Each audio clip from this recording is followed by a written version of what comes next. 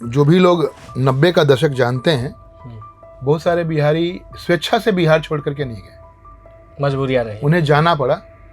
सम्राट चौधरी जी की जो सरकार है, मेरा मानना है कि काफ़ी कुछ उम्मीदें हैं उनसे। सम्राट चौधरी के मुख्यमंत्री बनने से पार्टी में, संघ में नाराजगी है, लेकिन ये जो नाराजगी है मुझे लगता है थोड़ा सा बेबुनियाद है। शराब इजीली अवेलेबल है। जब मैं इजीली अवेलेबल की बात कहता हूँ तो ऑफिशियल चैनल से नहीं मिलता है, अनऑफिशियल चैनल से मिलता है। एक इम्पॉर्टेंट सोर्स ऑफ रेवेन्यू है गवर्नमेंट का, जो इलीगल तरीके से गलत हाथों में जा रहा है। आप ये क्यों नहीं सोच रहे हैं, अगर गलत हाथों में पैसा जाएगा तो उसका कितना दुरुपयोग हो सकता है। बिहारी चाहे कहीं भी रहे, लेकिन दिल में हमेशा बिहार रहता है। धरती चाहे विदेश की हो या फिर देश के किसी हिस्से की, बिहार की बातें, बिहार की चिंता हमेशा सताते रहती है। और एक ऐसे बिहारी अभी हमारे साथ बैठे हुए हैं जो भले ही बिहार में न रहते हों, इसी मिट्टी पर जन्म लिए हैं, पले बढ़े हैं, लेकिन अभी रहते कहीं और हैं। बिहार दिलों में हमेशा बसता है, बिहार की चिंता करते रहते हैं और बिहारियों के उत्थान के लिए कई कार्य भी करते हैं। खाना चाहिए फाउंडेशन चलाते हैं, इसके साथ साथ महाराणा प्रताप फाउंडेशन चलाते हैं, सीनियर एडवोकेट हैं, कई पहचान जुड़ी हुई है। बातचीत के दरमियान भी हम कई चीज़ों का जिक्र करेंगे। हमारे साथ सीनियर एडवोकेट राकेश कुमार जी हैं। सबसे पहले तो सर स्वागत है आपका। Thank you very much. Bihar में सरकार बदल गई है, अब तो आप भी बिहार में आ गए हैं। जी बिल्कुल। मुझे याद है पहली बार जब हम लोगों ने बातचीत की थी तो हम लोग जूम से किए थे। राइट, मैं बॉम्बे में था। बम्बे में आप थे, वहीं रहते हैं? बॉम्बे, दिल्ली, पटना, तीनों जगह रहते हैं, घूमते रहते हैं जी। लेकिन जो बिहार की चिंता है आपके मन में, वो छोड़ती नहीं है आपको। देखिए, बिहार, एक जो बिहारी है वो बिहार छोड़ सकता है, लेकिन उसके अंदर का बिहारीपन आप नहीं उसे ले सकते हैं, नहीं ले सकते हैं। और जो भी लोग 90 का दशक जानते हैं, बहुत सारे बिहारी स्वेच्छा से बिहार छोड़ करके नहीं गए, मजबूरियां रही, उन्हें जाना पड़ा। एक ग्रोथ इन लाइफ के लिए, एक कमिटमेंट के लिए, तो कहीं ना कहीं वापस तो बुलाती है आपकी मिट्टी, वो ज़रूरी है। अब तो बिहार में सरकार बन गई है, नई सरकार बनी है, सम्राट सरकार। आप कैसे देखते हैं इसको? देखिए, सम्राट चौधरी जी की जो सरकार है, मेरा मानना है कि काफ़ी कुछ उम्मीदें हैं उनसे। उम्मीदें इस वजह से भी हैं कि नीतीश बाबू ने जिस तरीके से एक गुड गवर्नेंस का इमेज बनाया और वाकई में गुड गवर्नेंस दिया, तो जो गुड गवर्नेंस उसको कैरी फॉरवर्ड करना अपने आप में एक बड़ा चैलेंजिंग टास्क होगा सम्राट जी के लिए। उसे लेकर चलना, जी बिल्कुल, आगे बढ़ाना, बिल्कुल। क्योंकि पिछले 15 सालों से ऊपर जिस तरीके से नीतीश जी की गुड गवर्नेंस रही है, उसके पहले के अगर 15-20 साल जब देखेंगे लालू जी और राबड़ी जी से, बहुत ज़्यादा बेहतर थी, अच्छी थी। तो अभी जो नीतीश कुमार जी की जो लेगेसी है उसको कैरी फॉरवर्ड करना तो क्रिटिकल व्यू तो होगा। सम्राट जी के लिए इतना आसान नहीं होगा। सम्राट के लिए कुर्सी आसान नहीं। जी बिल्कुल नहीं। लेकिन एक सवाल ये भी चल रहा था अंदर खाने में कि सम्राट चौधरी के मुख्यमंत्री बनने से पार्टी में, संघ में नाराजगी है। आप इसको कहाँ तक समझ पा रहे हैं? देखिए, नाराजगी है, इसमें कोई दो राय नहीं है, लेकिन ये जो नाराजगी है मुझे लगता है थोड़ा सा बेबुनियाद है और ढकोसला भरा है। ढकोसला भरा, जी। एक सिंपल सा चीज़ समझिए, सम्राट चौधरी अभी उप मुख्यमंत्री थे जी, इसके पहले भी उप मुख्यमंत्री थे जी।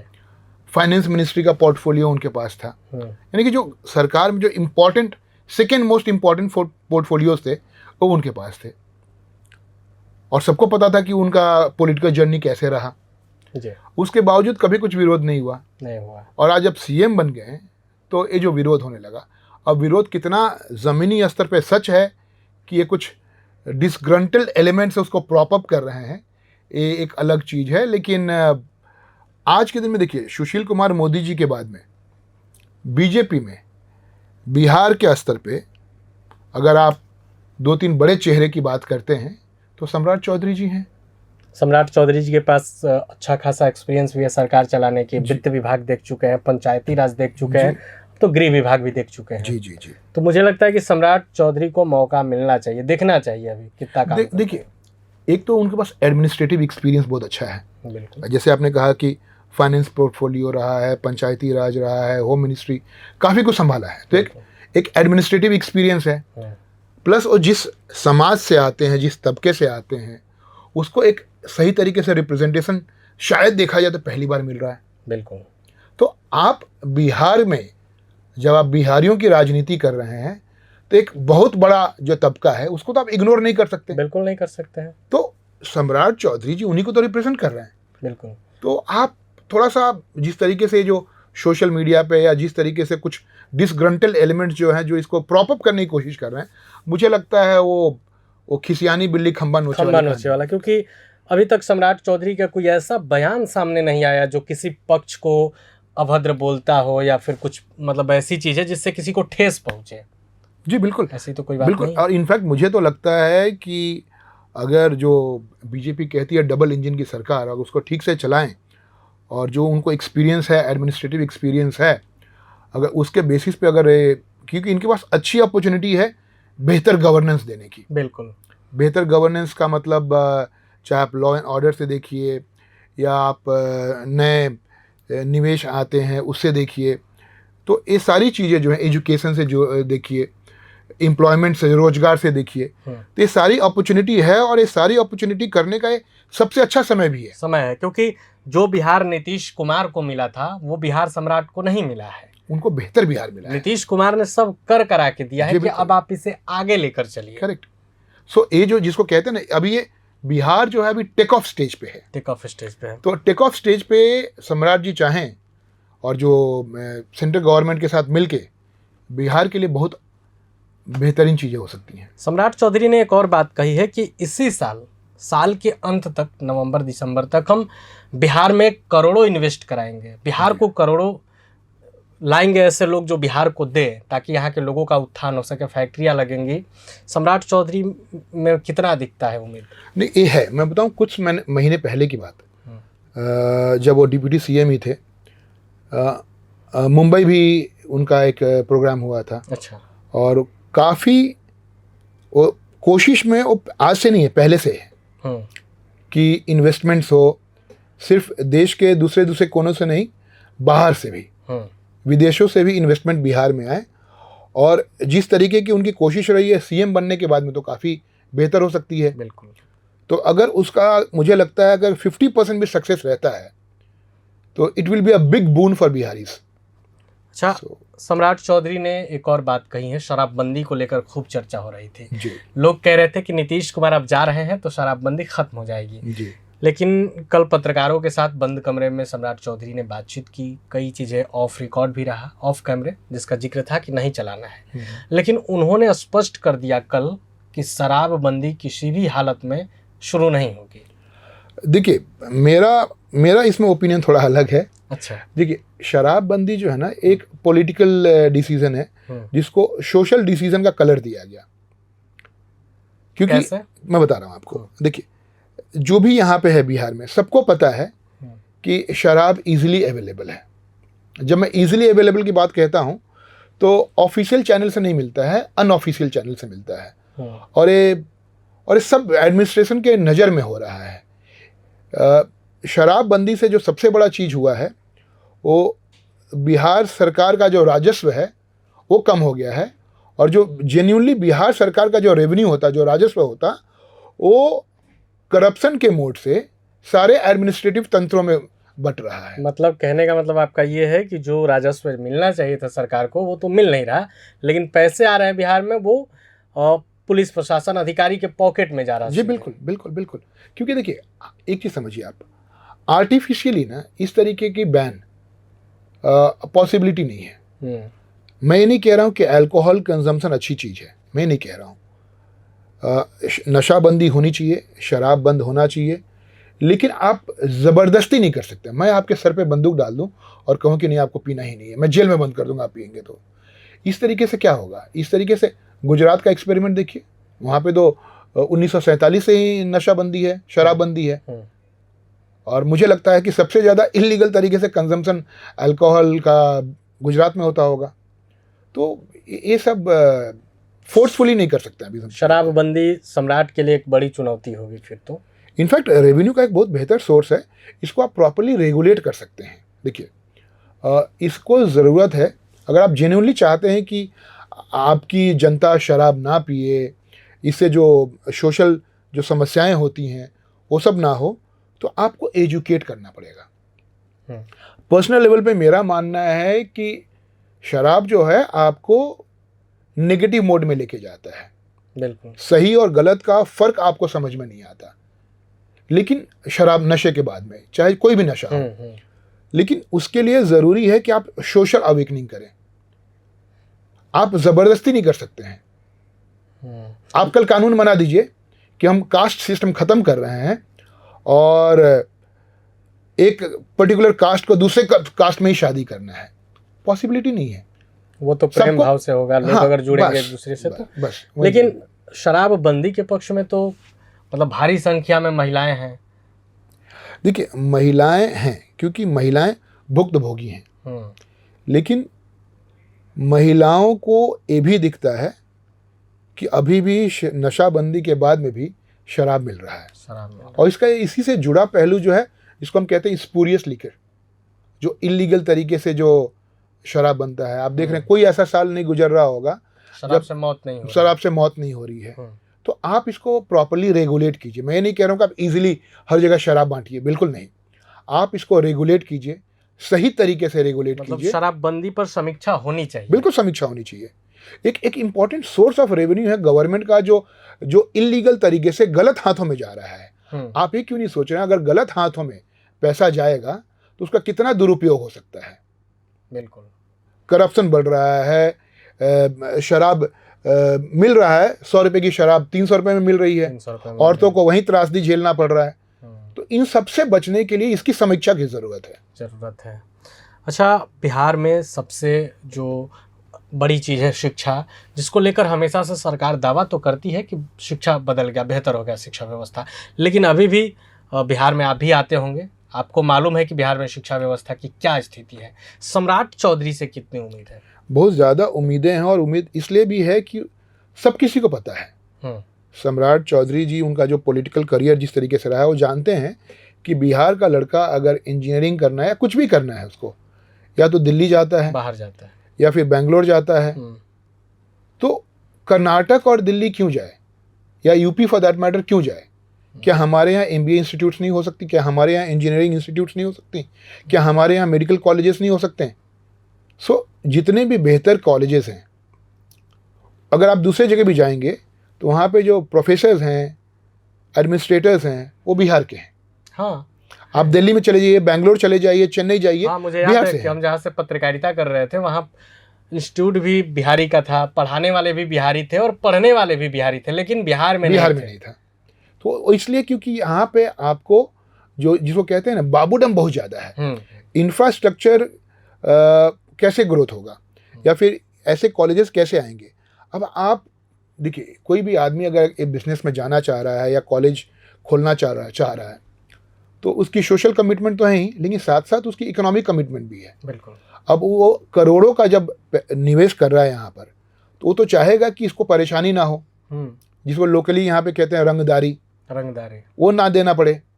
अब तो खैर इसकी चर्चा न के बराबर है, लेकिन अलग तरीके से होती है। जो प्राइवेट पार्टीज थे उनकी जगह पे अब गवर्नमेंट एंटिटीज आगे अपने तरीके से लेती हैं।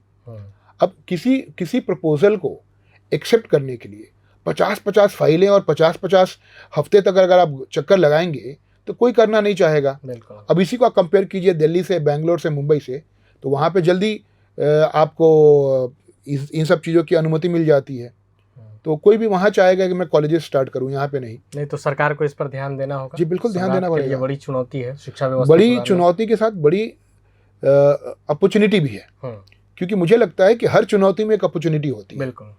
तो सम्राट जी के लिए बहुत बड़ी अपॉर्चुनिटी है जब वो बिहार को बेहतर गवर्नेंस दे सकते हैं हर तरीके से, चाहे वो निवेश हो या एजुकेशन हो, लॉ एंड ऑर्डर हो, या फिर हेल्थ हो। हाँ, एब्सोल्युटली। और पेपर लीक की भी कई बार घटनाएं सामने आती हैं। जी। तो सम्राट चौधरी ने तो इस पर भी कह दिया है कि हम छोड़ेंगे नहीं। जी। हेल्थ व्यवस्था को लेकर काफ़ी बिहार में क्या स्थिति है हॉस्पिटल का, वो तो आप भी जानते हैं। बिल्कुल बिल्कुल। आपको हर चौक चौराहे पर एक प्राथमिक उपचार केंद्र मिल जाएगा, एक हॉस्पिटल, सदर हॉस्पिटल मिल जाएगा, लेकिन व्यवस्था के नाम पर ना बेड है, ना पानी चढ़ाने वाले लोग हैं। इसको कैसे सुधारा जा सकता है? देखिए, बिहार में जहाँ तक हेल्थ की बातें हैं, इसको दो तरीके से जो मेरा सुझाव है, पहला, जो गवर्नमेंट हॉस्पिटल्स हैं, प्राइमरी हेल्थ सेंटर्स हैं, उसको सुचारू रूप से काम करे, वो देखना होगा। क्योंकि प्रैक्टिकली हर तालुका में या अगर आप तहसील में देखें तो ये सेंटर्स हैं, हॉस्पिटल्स हैं, हर जगह है, लेकिन वो ठीक से चल नहीं रहे हैं, काम नहीं कर कुछ रहा भी है। नहीं है। तुरंत रेफर, सिर्फ वो लोग रेफर करने के लिए वहाँ बैठे हैं। बस, आप बिल्कुल। जाइएगा प्राइमरी हेल्थ सेंटर पे, वो तुरंत रेफर करेंगे, सदर में सदर वाले रेफर करेंगे, पीएमसीएच वाले रेफर करेंगे, फिर आखिरकार बनारस ही ले जाना पड़ रहा है, कोलकाता ही ले जाना पड़ रहा है। तो सम्राट चौधरी को इस पर ध्यान देने की जी जरूरत है। बिल्कुल। एक तो हो गया, जैसे कि मैंने कहा कि जो उनकी जो एग्जिस्टिंग हॉस्पिटल्स है गवर्नमेंट की, प्राइमरी हेल्थ सेंटर्स और जो हॉस्पिटल्स हैं, उसको आप इम्प्रूव कीजिए। और दूसरा, जो प्राइवेट सेक्टर्स हैं उसको आप प्रॉपर्ली रेगुलेट कीजिए। क्योंकि प्राइवेट सेक्टर्स पे जो हॉस्पिटल्स हैं, काफ़ी सारे समस्याएं जो मैंने सुनी है, पढ़ी है, और जो मेरी पटना ऑफिस में ऐसे काफ़ी सारे कंप्लेंट्स आए हैं हमारे पास कि एक तो ओवर चार्जिंग, एग्जॉर्बिटेंट चार्जेस हो रहे हैं। बिल्कुल, मतलब छोटी छोटी चीज़ों के लिए इतने बिल बनाए जा रहे हैं कि लोग अफोर्ड नहीं कर सकते। और दूसरी जो समस्या है, ऐसे काफ़ी सारे ऐसे हॉस्पिटल्स हैं जिनके पास वो सारे परमिशंस नहीं है, क्वालिफाइड डॉक्टर्स नहीं है जो काम वो कर रहे हैं। हाँ, मैं ऐसे ऐसे केसेस आए हैं हमारे पटना ऑफिस में जहाँ पे डॉक्टर्स, क्वालिफाइड डॉक्टर्स नहीं है और वो ऑपरेशंस करते हैं, ऑपरेशन कर रहे हैं। अब सोचिए, वो क्वालिफाइड डॉक्टर आपको मेडिसिन भी प्रिस्क्राइब नहीं कर सकते हैं और वो ओटी में आपका ऑपरेशन कर रहे हैं। मतलब वो वीआईपी झोला छाप कह सकते हैं। बिल्कुल, जो कहिए आप, वीआईपी झोला छाप, क्योंकि झोला छाप तो गांव में रहते ही हैं। अच्छा, ये बातें हुई, आप एक सीनियर एडवोकेट हैं, इस नाते बिहार को कैसे देखना चाहते हैं, कैसे निवेश और नीति की बात करते हैं? देखिए, निवेश और नीति बिहार में तभी आएगी जब लोगों का जो निवेश यहाँ पे लाने वाले लोग हैं, जो बिजनेस हाउसेस हैं, उनको कॉन्फिडेंस डेवलप हो। बिल्कुल। और कॉन्फिडेंस कैसे डेवलप होता है? एक तो स्थिर सरकार, चलिए मान लेते हैं स्थिर सरकार रहेगी, और दूसरी यहाँ की लॉ एंड ऑर्डर सिचुएशन, और तीसरी यहाँ का एडमिनिस्ट्रेटिव कन्वीनियंस। अब लॉ एंड ऑर्डर अगर आप बिहार को बिहार से कंपेयर करते हैं तो बिल्कुल पहले से काफ़ी बेहतर है। लेकिन अगर इसको आप किसी दूसरे स्टेट्स से कंपेयर करें जो हिंदुस्तान में अच्छे डेवलप्ड हैं, तो अभी भी लॉ एंड ऑर्डर में काफ़ी कमियां हैं हमारे यहाँ बिहार में बहुत ज़्यादा। बिल्कुल मानते हैं। हमारे यहाँ इनफैक्ट जस्टिस डिलीवरी सिस्टम चरमरा गया है। कोर्ट से जिस तरीके से यहाँ पे कोई विक्टिम अगर कोर्ट के चक्कर लगा रहा है तो न्याय बहुत मुश्किल से उसको ना के बराबर। तो अगर इसी को आप कंपेयर कीजिए दूसरे स्टेट से, महाराष्ट्र हो गया या तमिलनाडु हो गया या दिल्ली है, वहाँ पे जस्टिस डिलीवरी सिस्टम कहीं ज़्यादा बेहतर है बिहार से कहीं ज़्यादा बेहतर है। तो अब हमारे यहाँ क्या हो रहा है, बिहार में की बात बता रहे हैं आपको। बिहार में परसेप्शन, अगर किसी भी जगह परसेप्शन बहुत इंपॉर्टेंट रोल प्ले करता है। तो अभी भी जो बिजनेस हाउसेस हैं, जो इंडस्ट्रियल हाउसेस हैं, जो यहाँ पे निवेश कर सकते हैं, उनको यही लगता है कि यहाँ पे जाने के बाद में भी लॉ एंड ऑर्डर अभी उतना बेहतर नहीं है, और चूंकि जस्टिस डिलीवरी सिस्टम उतना अच्छा नहीं है तो भरोसा नहीं है। आप चक्कर लगाते रहिए कोर्ट का, कुछ होना है नहीं। लेकिन ये गंभीर बात आप कह रहे हैं। जी बिल्कुल, मैं गंभीर इसलिए कह रहा हूँ क्योंकि मेरे ऑफिस, पटना ऑफिस में ऐसे 50 मसले आते हैं। और आप हंसिएगा, जो अक्यूज्ड है वो पर्टिकुलर ज्यूरिसडिक्शन में रह रहा है, लेकिन पुलिस उसके ऊपर कार्रवाई नहीं करती है। कोर्ट के समन्स हो जाते हैं, कोर्ट के वारंट्स हो जाते हैं, कोर्ट के नॉन अवेलेबल वारंट्स हो जाते हैं, लेकिन फिर भी उनके ऊपर कोई कार्रवाई नहीं होती है। इसलिए मैंने कहा कि यहाँ पे जस्टिस डिलीवरी सिस्टम जो है वो बिल्कुल खत्म हो चुका है। जस्टिस डिलीवरी सिस्टम तो हमारे इस बिहार राज्य में अब नाम के मात्र रह गया है और कुछ भी नहीं है, और इस पे बहुत ज़्यादा ध्यान देना पड़ेगा। सम्राट जी को ध्यान देना होगा। तो अभी हमारे साथ सीनियर एडवोकेट राकेश जी थे। आपने सुना, हम शिक्षा, स्वास्थ्य, रोजगार, बिहार की नीति व्यवस्था कैसे ठीक की जाए, इन तमाम चीज़ों पर बड़ी आसान भाषा में बातचीत की है। आपको ये बातचीत कैसी लगी, आप इस पूरे बातचीत पर क्या राय रखते हैं, अपनी राय कमेंट बॉक्स में रखेंगे। वीडियो देखने के लिए आपका धन्यवाद। Thank you. प्रभातखबर.com, विश्वास वही, रफ्तार नहीं।